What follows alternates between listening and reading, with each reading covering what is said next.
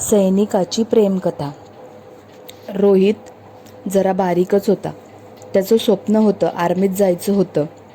सगळे मित्र त्याला चिडवत होते. तुला कोण भरतीत करून घेईल? आरोही त्याची मैत्रीण त्याला समजवायची, मेहनत कर, सगळं होईल बरोबर.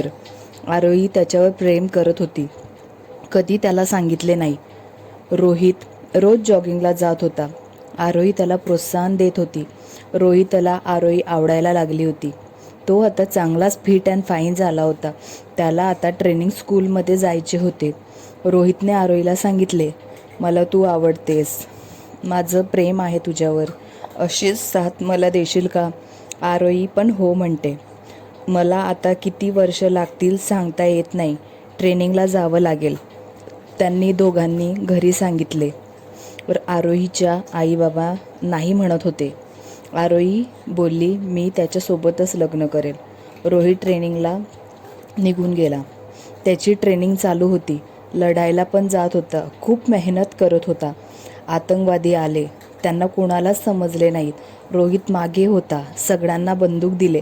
त्याने चलाखीने गोळ्या चालवल्या. आतंकवादी तिथेच मरून पडले. रोहितचे खूप कौतुक झाले. त्याला सन्मान मिळाला. 15 दिवसांसाठी त्याला सुट्टी देण्यात आली. सगळे त्याचे कौतुक करत होते. टीव्हीवर पण येत होते. आरोहीच्या बाबांना आपल्या मुलीचे खूप कौतुक वाटले.